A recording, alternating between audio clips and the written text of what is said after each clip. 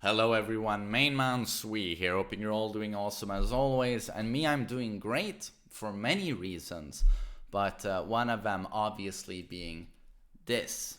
I got the chance to meet Mr. Katsuhiro Harada the day before yesterday, and to say that this meant a lot to me is underselling it. It is to me a dream come true.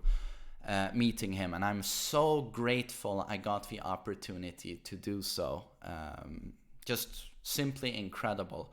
And that's what I will be talking about in this video. It's going to be in two parts. First part is going to be how this meeting came to be and how much it meant to me. And second part, because I know many of you might want to hear that instead, it's going to be what did he and I talk about. It was pretty interesting. If you want to skip directly to that, I've pinned the top comment there. It's going to be a time code you can click, so you can go directly to that part if you'd like. But so first off, how did this meeting come to be? He's so cool that he actually visits my stream from time to time. And that alone is just like, Jesus, you know. Yeah, I have a lot of respect for this guy. And I'm going to get into that. But so last time he visited my stream was like 2 weeks ago, I think, something like that. And he actually wrote, by the way, I'll be in Stockholm these dates around the middle of November. Maybe you want to meet me in my hotel lobby. And I'm like, oh God, you know, like, Jesus, is he serious? Like, yeah, I didn't know. But yeah, I'm thinking he's just not pulling that out of his ass, you know, but I just don't know what to think. And then after that, he leaves the chat. Days pass, a week passes, and I haven't really heard anything. And I'm thinking maybe I should contact him. Like, was he serious? Do I want to be annoying? But then I get an email from Bandai Namco saying, do you want to meet Harada? There's a time slot for you on Monday. If you want to. And I'm like, oh, I respond immediately. Obviously, I'd love to meet him. That time works for me. And it was very close by, you know, 20 minutes from me by train, in a place where I actually spent some of my youth. So I know exactly where the hotel was. So yeah, went there on the day feeling very nervous. I'm usually not a very nervous person, you know, when it comes to meeting people or going to business meetings, but here I was very, very nervous. And why is that? Well, it's because I've been playing Tekken for 24 years, and I still remember as a 10-year-old, my father bringing me a French, my dad traveled a lot to La France, France. He worked as a fashion designer, so France was kind of an important nation, you know. It still is, I think, when it comes to that. I'm not very into that stuff. But he brought me a gaming magazine, and that had Tekken on the front cover, and he was like, oh, Adrian, maybe some games here you'd like in the future. Spoiled. And then I open it up, and I see the section on Tekken, and it's like, see, you know, I'm just a 10-year-old, and I'm like, but something in the images, I still remember Jack holding up Kazuya, you know, in his throw, and I was like, something about it just, I need to play this game. It's like it was meant to be in some way. Then as soon as the game dropped, I rented it, took it home, and ever since then, it's literally been my main hobby. I don't really play other games. I'm a Tekken player. So yeah, interest in the story, the gameplay mechanics, the visuals, the music, you know, everything about it. I'm just so passionate about. So, needless to say, meeting the man behind it all is, I have so much respect for him as an artist, you know. So yeah, meeting him is just, you know, yeah, I mean, my dad is a huge fan of ABBA. And it's basically, sorry about that. This is basically if he got to meet ABBA. So yeah, well, you know, I'm a huge Tekken fan. I don't really need to get into it. So meeting Harada, it's just a dream come true. Really amazing. So I went to the hotel lobby, sat down with a couple of employees from Bandai Namco, And then eventually we waited a little bit, and then Harada arrived with his translator. And yeah, very nice, greeting him, trying to not go complete fanboy, keeping it very clean. And then we all sit down, and he asks me a couple of questions regarding myself, who I am, my stream, my YouTube, and then regarding the Swedish Tekken community, some dojo events we've had, and yeah, what type of characters the Swedish Tekken players like to use, and how committed we are, and that. And then, and this is going to be part 2, I asked him a couple of questions regarding Tekken. And this was very interesting because I asked stuff that I've been wondering myself about for many, many years. And yeah, he just answered it all. So no, it was very enlightening. And I got a little bit above 1 hour to ask stuff. And I could have honestly been going on for 10 hours. But yeah, I think I got some interesting stuff. And then before I get into that, I do have to state a little disclaimer. And this is from Harada and Bandai Namco. And it's just to stress that this was a casual conversation. So nothing, I mean, I think I remember it all. I've actually written down a lot of notes here. I was not using a tape recorder. I'm going by memory, and I have a very good memory. So I think I actually remember everything I asked and everything he gave in response. But so again, nothing I say here is going to be 100% confirmation on anything. We have to stress here, myself and Bandai Namco, that this was a casual conversation. He was talking to me as a community member. This was not on an interview or an official interview. We were also using a translator. We are going off my memory. So nothing here is to be seen as confirmation on anything. Take it as you will. Yeah, I'm gonna get into it. And I haven't written it down in chronological order, in the order I actually asked him the question. So we're gonna just go about it as I remember it. And I asked him about arcade revenue. If you've been playing Tekken for a while, or you're probably pretty hardcore Tekken veteran, I don't know, if you're very aware of the business model that has always been Tekken's thing, originally an arcade game, what they do is with each iteration, they release it on arcades and it stays there and it blossoms and they patch it a bit. And after around 2 years in arcades, like Tekken 7, for example, came to arcades in 2015, if I remember correctly. And then June 2017, it is released. So they stay for a long time in arcades. And then they are released on a home console.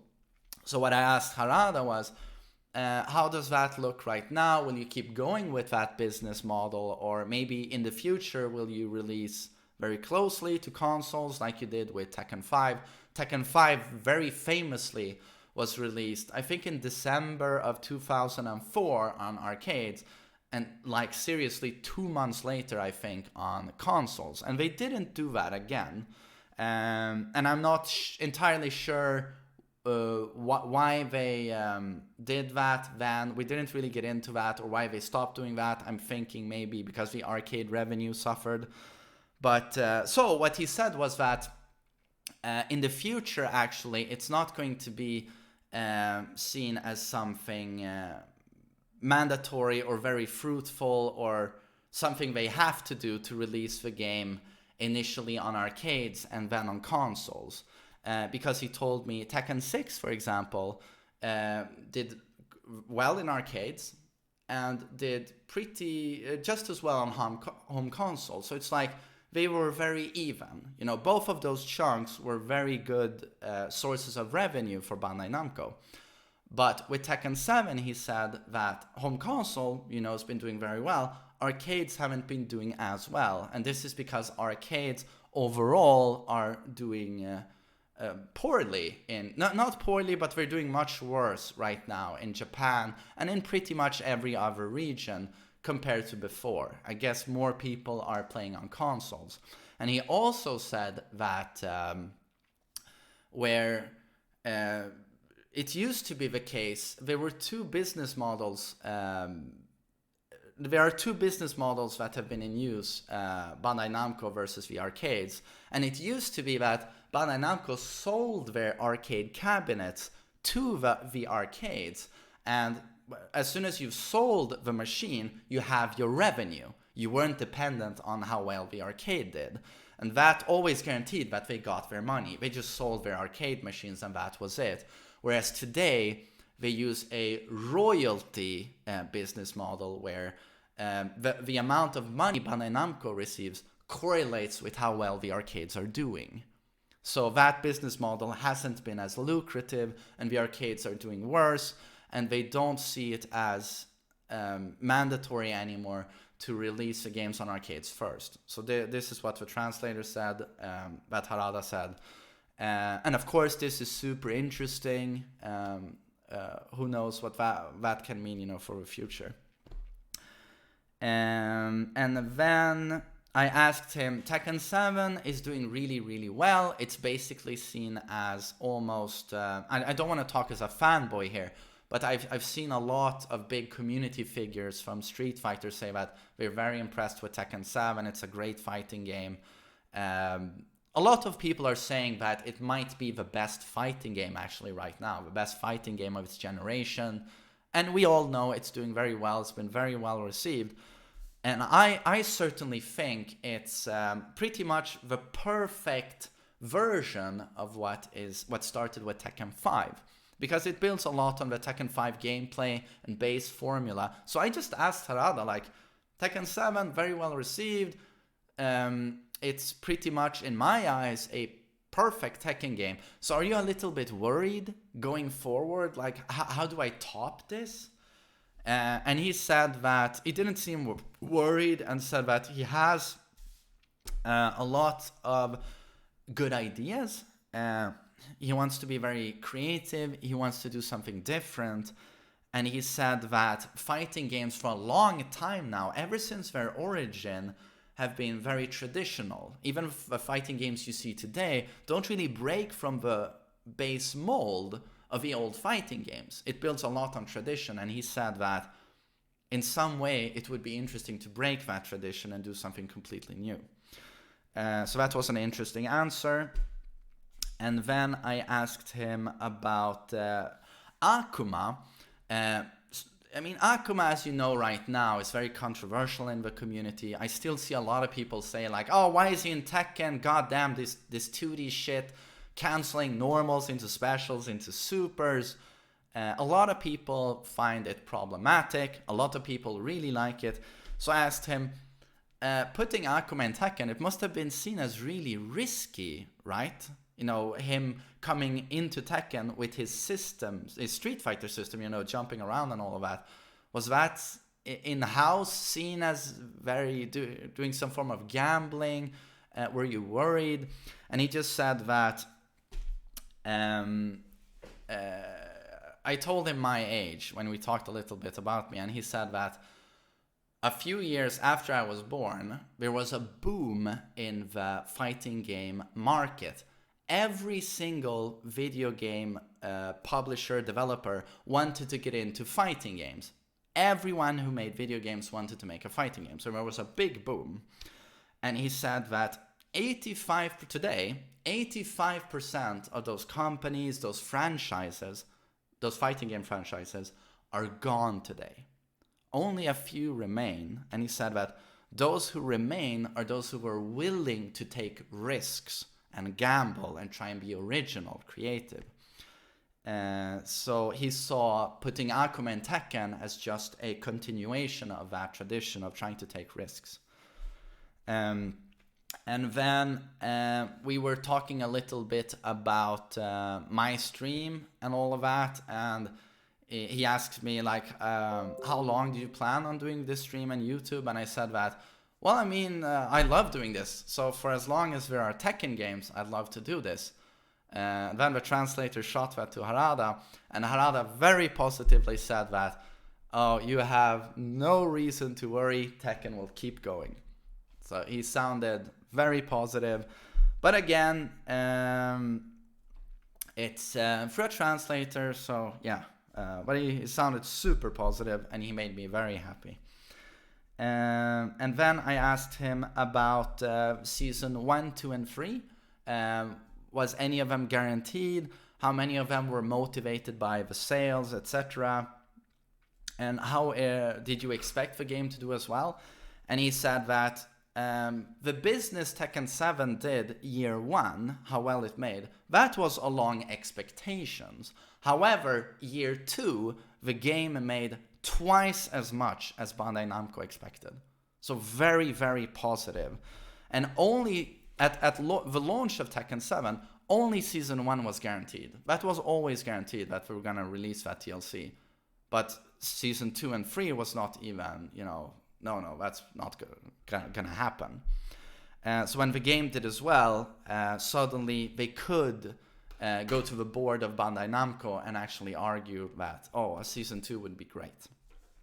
And then I asked him about Tekken Tag 2, and that it was a commercial failure. It heavily underperformed, and from what we've heard from Michael Murray, it actually put the franchise in jeopardy. So I'm very interested in this, so it was a great opportunity to get to ask the man himself, and he said that you're very well informed, and he confirmed everything I just said.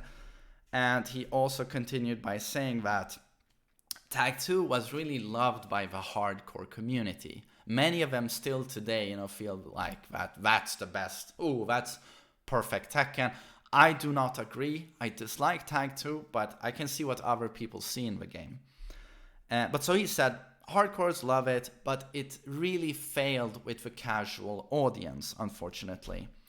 And this actually put the franchise in jeopardy. There was no plans to make a sequel after this, and Harada had to personally go to the Bandai Namco board. So those are the people who legally decide in what direction a company goes, what it does. They are the organ that they dictate the day at a company. I'm trying to throw in some legal terms, but I only know them in Swedish.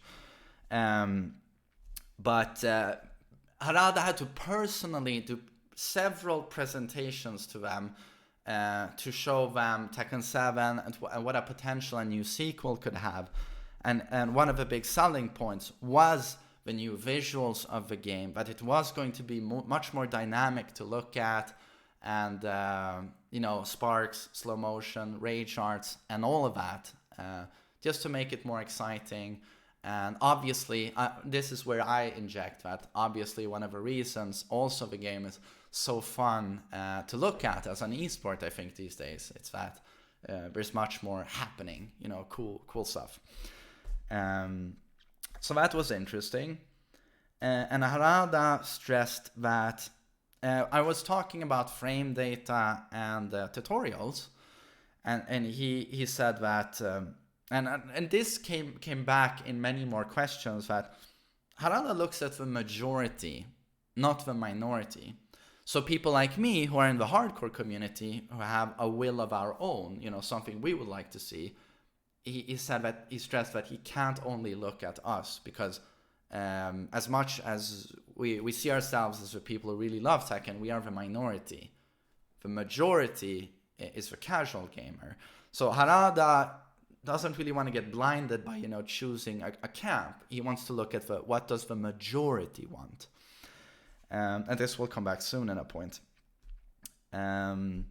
But he did say that with the frame data, he eventually had a change of heart, and he felt that the minority, us hardcores, we were going to get the frame data. But he also explained that obviously they've for the longest time they didn't want to include frame data into the Tekken game, and he gave me a very long explanation as to why. I don't think I remember everything, but I'm gonna try and get the bits I do remember. And he said that he feared that if you have a frame data in the game, it becomes a numbers game, and people just focus on numbers, and that's never really what he wanted with the game.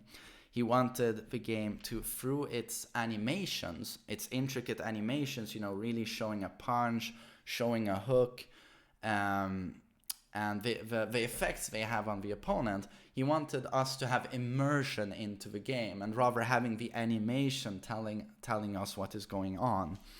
And he explained that, for example, with Heihachi's animations, when he's rushing down an opponent, there is an animation and a block stagger on the opponent that he really loves, and that is almost invisible to the naked eye, but subconsciously you feel it, that whenever a heavy punch lands from Heihachi on block, that the character staggers a little bit to the side, and that subconsciously shoots a message to the opponent that, oh god, respect him. Don't press now.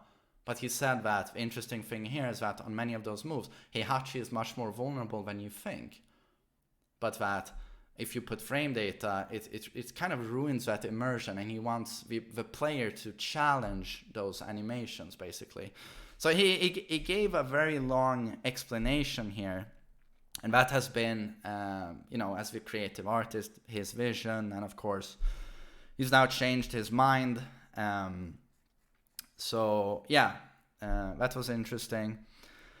And many of us have wanted to see a tutorial mode in Tekken. We didn't really like the Fight Lab, for example. We want a big, shiny, golden tutorial button with epic explanations of everything in the game. And he said that no one would use it. They have data on this. As soon as you have in a game, in the title menu, an option that says tutorial, pretty much no one uses it. So he talked a little bit about how can one get around this? How can someone teach someone without having a proper tutorial mode? How do you implement this well? So, it seemed like an open issue. Like, how do you do this? And something I told him was that Tekken 4 is one of my absolute favorite Tekken games, if not my favorite. The gameplay has a lot of problems. I mean, you'd be blind to say anything else. But everything else, like the visuals, the stages, the music, the ambience, the story, the voice acting, the overall presentation, lots of win pose, the characters become characters in that game. And that's what I love about it. And I said, in that game, we have long, story-driven endings that are like 2-3 minutes, lots of dialogue.